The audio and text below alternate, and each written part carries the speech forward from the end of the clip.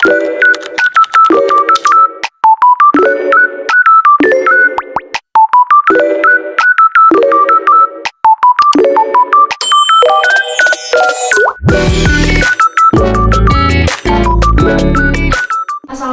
warahmatullahi wabarakatuh. Halo semuanya, perkenalkan saya Alin Priantini dari Prodi Pendidikan Bahasa Inggris dengan NIM 2410231026. Video ini dibuat untuk memenuhi tugas UAS pada mata kuliah Filsafat Pendidikan semester 2. Dalam kesempatan kali ini saya akan menjelaskan dan mempresentasikan pemahaman saya mengenai filsafat pendidikan Ki Hajar Dewantara. Saya akan menjelaskan berdasarkan dari buku yang sudah saya baca dan saya pahami, yaitu buku yang berjudul Filsafat Ki Hajar Dewantara dalam Kehidupan Nyata. Buku ini ditulis oleh Bapak Johar almarhum dan juga Ibu Istiningsih. Kemudian, saya akan mencoba untuk merenungkan dan memahami pemikiran isi dari filsafat Ki Hajar Dewantara dengan pendidikan saat ini. Hai. Langsung aja kita mulai. Tapi sebelum itu, siapa sih Ki Hajar Dewantara itu? Jadi Ki Hajar Dewantara atau dikenal dengan Raden Mas Wardi Suryaningrat lahir pada tanggal 2 Mei tahun 1899. Beliau dikenal sebagai Bapak Pendidikan Nasional karena jasanya yang sangat besar dalam merintis pendidikan di Indonesia.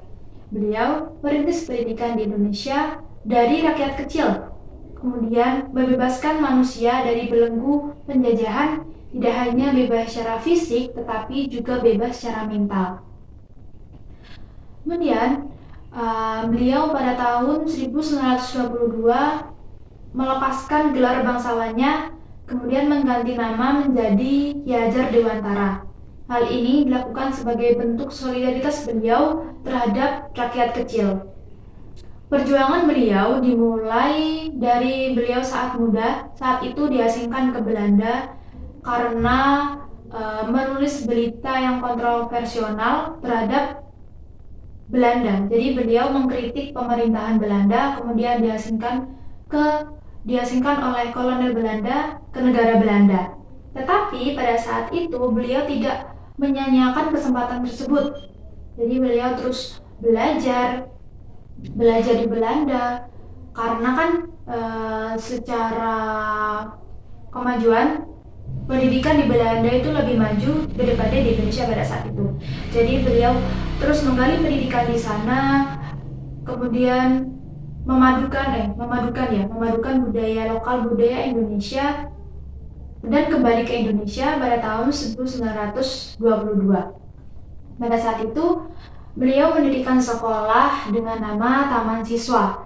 Jadi sekolah ini tidak hanya untuk bangsawan saja, tetapi juga bebas untuk seluruh rakyat kecil di Indonesia. Nah, dari Taman Siswa ini lahirlah konsep pendidikan yang progresif, yaitu ada sistem Among, kemudian ada tri pemerintahan, tri kepemimpinan, dan juga ada Tuturi Handayani. Nah, Tuturi Handayani ini saat ini menjadi semboyan Kementerian Pendidikan di Indonesia. Nah, kemudian beliau juga menempatkan anak itu sebagai subjek pendidikan, bukan sebagai objek. Kemudian beliau memiliki tujuan kepada pendidikan di Indonesia, yaitu untuk memerdekakan manusia. Artinya apa? Jadi manusia itu tidak hanya bebas secara fisik, tetapi juga bebas dalam berpikir, berperasaan, dan bertindak sebagaimana seharusnya. Artinya bertindak sesuai dengan tanggung jawabnya. Kemudian juga beliau mengatakan bahwa anak itu tidak boleh dipaksa dengan apa yang kita mau, tetapi biarkan anak itu berkarya sesuai dengan kodratnya, sesuai dengan keinginannya. Seperti itu. Selanjutnya adalah inti dari filsafat pendidikan Ki Hajar Dewantara. Yang pertama adalah sistem Among. Istilah Among berasal dari bahasa Jawa Among yang artinya mengasuh atau membimbing dengan penuh kasih sayang tanpa adanya suatu paksaan. Jadi sistem Among ini adalah suatu sistem pendidikan yang berpusat pada peserta didik dan memberikan kebebasan kepada individu dengan prinsip mengasuh, mengawasi, dan juga membimbing anak agar anak itu bebas dalam berkarya sesuai dengan kodrat alam dan kodrat zamannya. Nah, dari sistem Among ini menggunakan prinsip dasar sistem Among ini adalah trilogi kepemimpinan. Yang pertama adalah Ingarso Suntulodo, yang kedua Ingmadyo Mangunkarso, yang ketiga adalah Tuturi Handayani. Yang pertama Ingarso Suntulodo. Di depan memberi contoh. Jadi ketika anak itu mulai terjun ke dunia pendidikan, pertama kali mengenal pendidikan, seorang guru di depan memberikan contoh atau teladan, yaitu teladan moral dan juga intelektual kepada siswa. Kemudian yang kedua adalah Ingmadyo Mangunkarso, di tengah memberikan semangat. Jadi ketika anak itu mulai aktif, guru melangkah ke tengah untuk terus memberikan semangat kepada anak untuk terus berkreativitas sesuai dengan keinginannya. Yang ketiga, Tuturi Handayani. Yang ketiga adalah Tuturi Handayani. Di belakang memberikan dorongan. Jadi ketika anak itu sudah mulai mengetahui dasar pendidikan, seorang guru melangkah ke belakang untuk terus memberikan dorongan kepada siswa. Jadi guru itu siap mendukung jika dibutuhkan. Jadi peran guru itu sesuai dengan perkembangan siswanya, mengikuti perkembangan siswa. Namun dalam dunia pendidikan, menurut Ki Hajar Dewantara tidak hanya didapatkan dari sekolah saja, tetapi beliau merumuskan tri pusat pendidikan. Yang pertama ada keluarga, yang kedua di sekolah, dan yang ketiga adalah masyarakat. Yang pertama, keluarga. Keluarga adalah tempat di mana anak itu mengenal dunia pertama kali. Di dalam keluarga, anak itu menyerap nilai-nilai dasar yang dijadikan sebagai fondasi kepribadian dan karakter sang anak. Nah, di dalam keluarga, anak itu mempelajari belajar tentang kasih sayang, tanggung jawab, tentang moral, dan juga nilai-nilai agama. Sehingga orang tua itu berperan sangat besar terhadap perkembangan karakter seorang anak sebelum anak itu lanjut ke lingkungan formal seperti sekolah. Karena jika orang tua itu gagal menerapkan nilai-nilai dasar kepada sang anak, mungkin ditakutkan nanti saat terjun ke dunia sekolah itu akan menjadi suatu hal yang berat. Sehingga Ki Hajar Dewantara itu mengatakan bahwa pendidikan yang ada di keluarga itu sangat penting dilakukan karena ya menyangkut dengan moral kepribadian dan karakter sang anak. Kemudian yang kedua adalah lingkungan sekolah. Nah, sekolah menurut Ki Hajar Dewantara adalah tempat untuk memperluas cakrawala berpikir sang anak melalui pendidikan yang lebih sistematis dan terstruktur. Nah, di dalam sekolah, anak-anak akan mendapatkan pengetahuan yang ilmiah, keterampilan intelektual, dan juga pelajaran budi pekerti.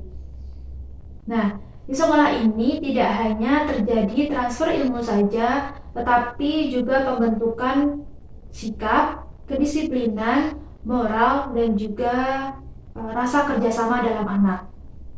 Nah, di dalam kerangka filsafat Ki Hajar Dewantara, sekolah itu ada baiknya kurikulum dan metode mengajarnya itu harus mengikuti kodrat anak, kemudian budaya, dan kebutuhan zaman. Jadi harus mengikuti ketiga ini.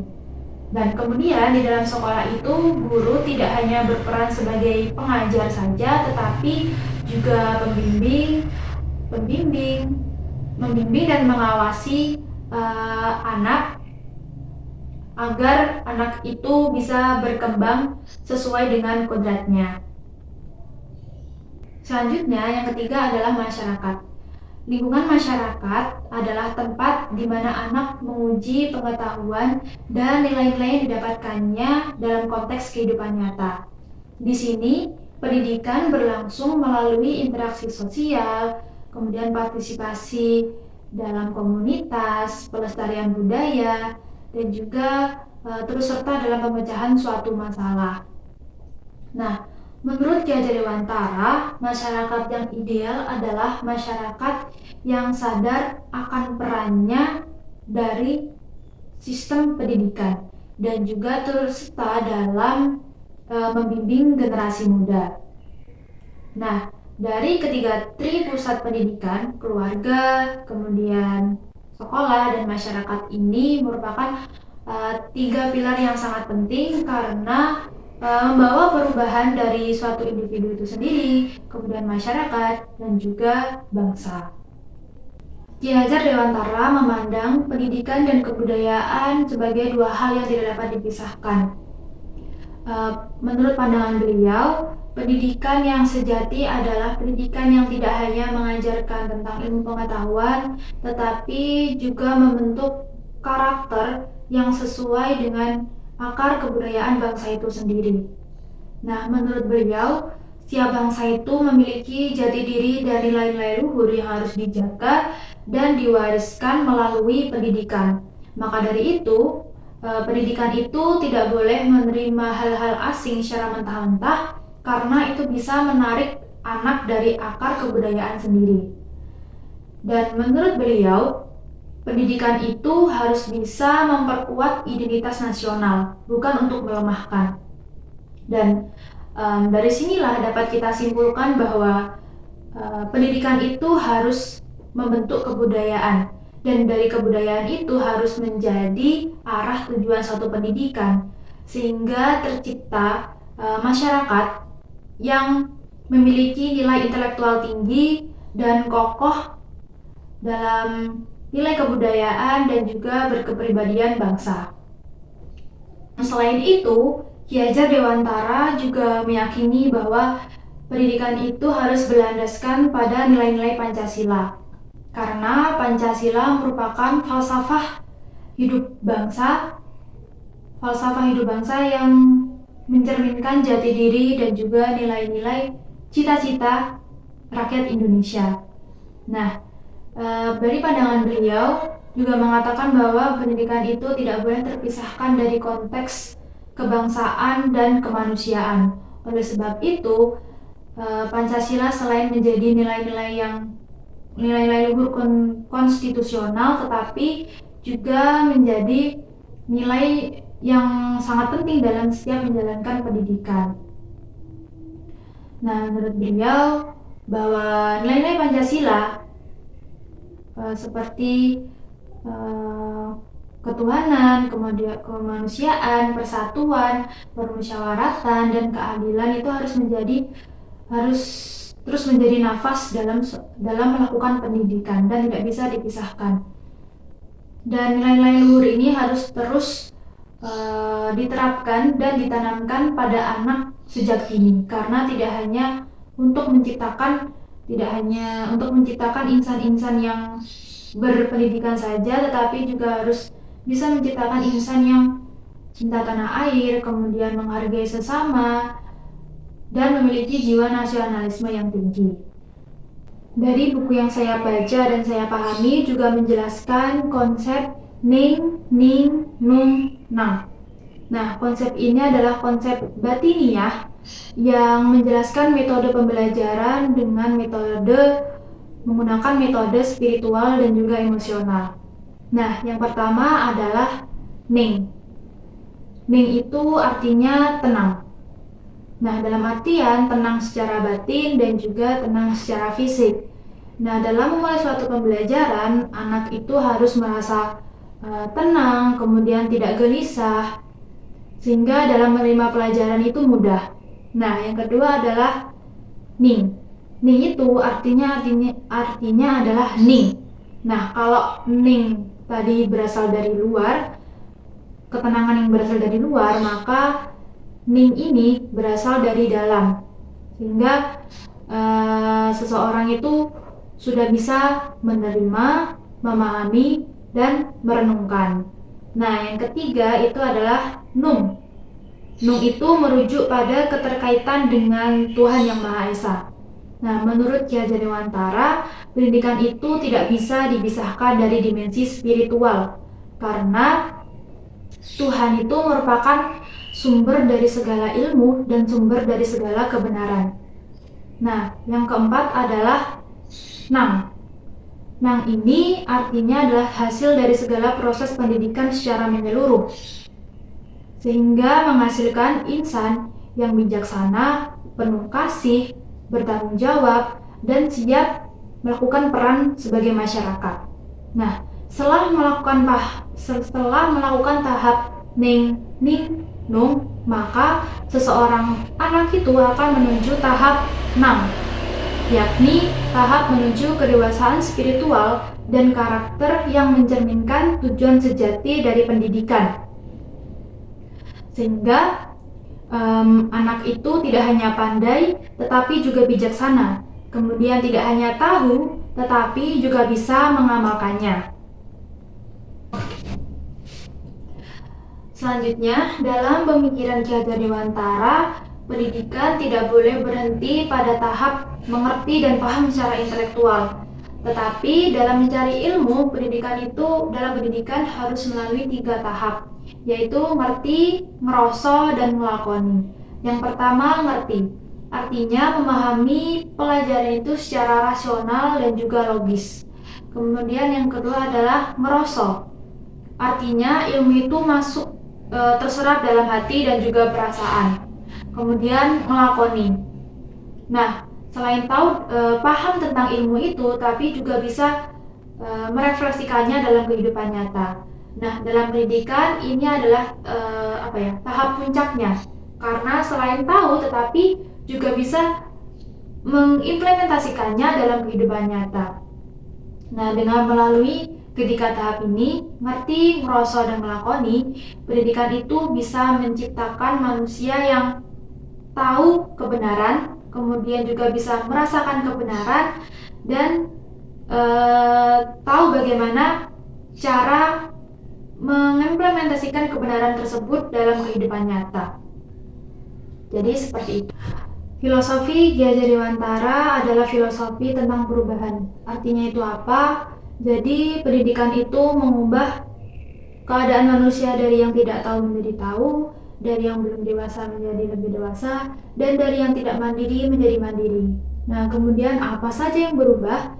Tentunya yang berubah adalah manusia, masyarakat, bangsa. Yang pertama manusia, yang berubah tentunya pikiran, kemudian budi pekerti. Nah, budi pekerti ini menurut Ki Hajar Dewantara itu ada 4 komponen. Budi ada 3, cita, rasa, dan karsa. Dan pekerti itu artinya tenaga atau raga. Nah, dalam melakukan suatu pendidikan harus terjadi keseimbangan di antara 4 komponen ini. Olah cita, olah rasa, olah karsa, dan olah raga. Jika terjadi kesempurnaan 4 komponen, maka terjadi kesempurnaan budi pekerti. Nah, kesempurnaan ini akan membawa kita menuju ke kebijaksanaan.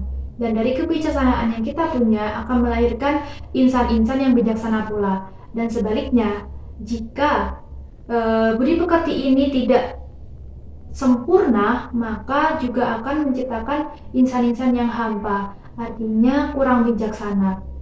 Terus yang kedua adalah masyarakat. Nah, yang berubah dari masyarakat itu apa? Jadi melalui pendidikan ini akan menjadikan masyarakat lebih adil, beradab, dan bermartabat. Kemudian bangsa. Bangsa dari pendidikan ini akan mengubah bangsa menjadi lebih bangsa yang nasionalis, seperti yang diperjuangkan Ki Hajar Dewantara semasa dulu memperjuangkan pendidikan untuk Indonesia.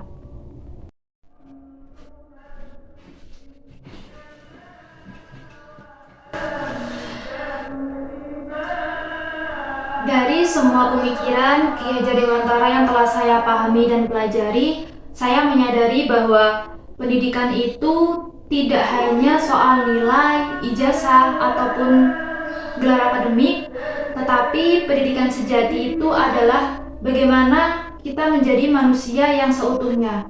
Artinya manusia yang berakal, berhati, dan juga berkarakter.